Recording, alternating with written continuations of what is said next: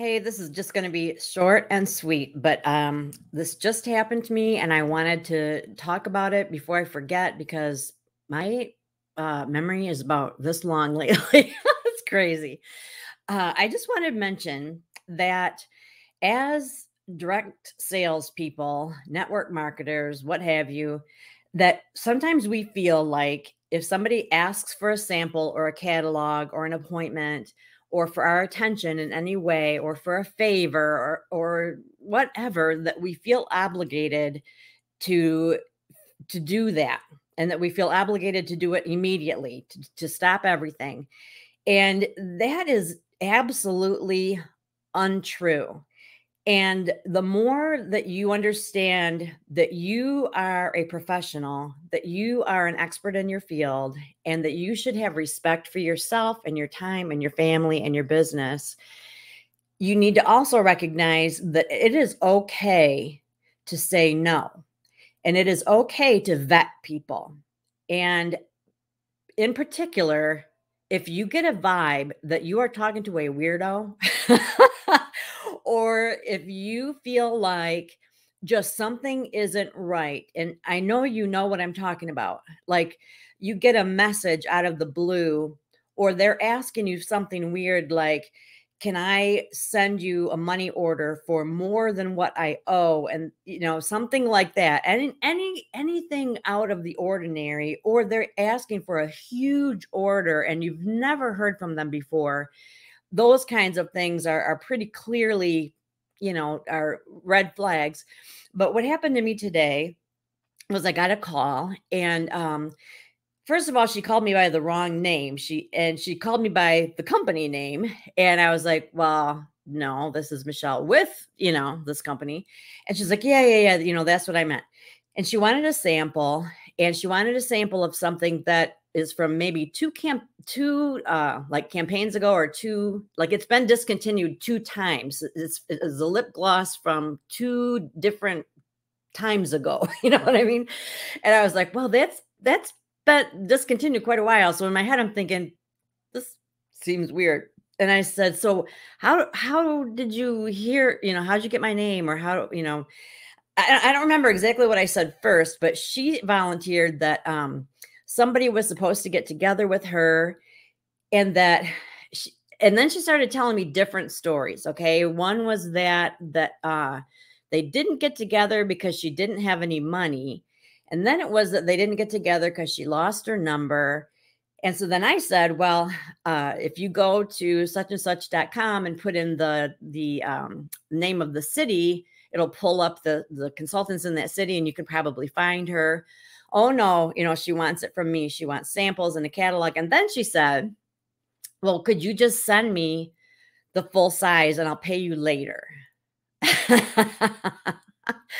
So in my head, I'm thinking, first of all, initially I thought it was like a scam or something, but then I thought, no, I think this is just somebody that can't afford it and just is trying to pull a fast one.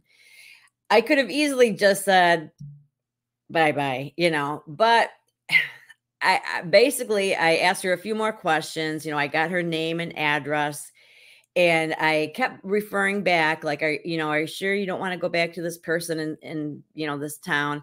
And then she said, actually, she told me to find somebody else. So even this other person realized that she's kind of a wacko. So I was like, okay. And for me, I've been doing this a long time. I've got samples. I can afford it. I've got a lot of weirdos. I've got a heart for weirdos.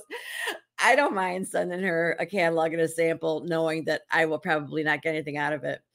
But here's the lesson, is that if that was a brand new, if I was a brand new consultant, that it's okay for you to say, you know what, I actually don't have that sample on hand. I'm so sorry. Thanks for calling. You don't have to do anything. And for the love of Pete, don't go out of your way and order samples for her. You know what I mean? Like, then you're paying shipping to the company to get samples for somebody that you're not going to get a sale from. You know it. I know it. She knows it. And so it's okay. Ask questions. Get specific.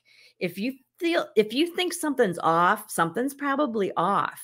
And also, you can ask other consultants in your area, have you heard from so and so? Because a lot of times they've been calling or texting around. And if anybody else got the same call, something is off.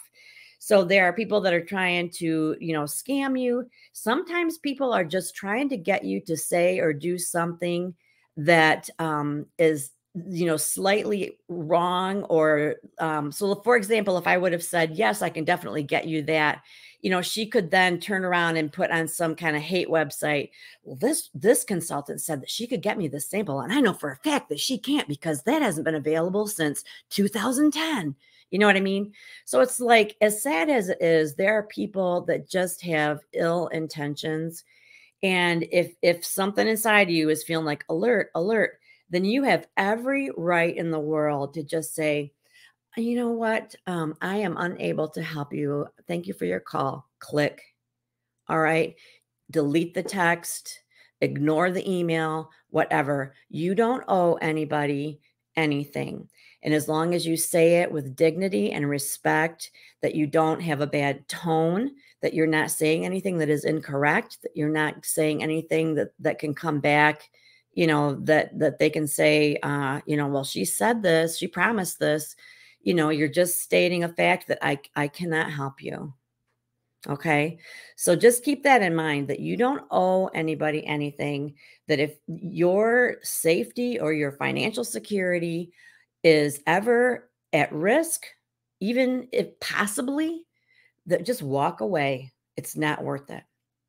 Okay. So I just thought I would mention that real quick because I've been around a long time and I've seen some ugly stuff, and I just want you to avoid it if you can. All right. So sorry to have kind of a negative thing to talk about, but it needs to be talked about. All right. Have a great rest of your day. Bye.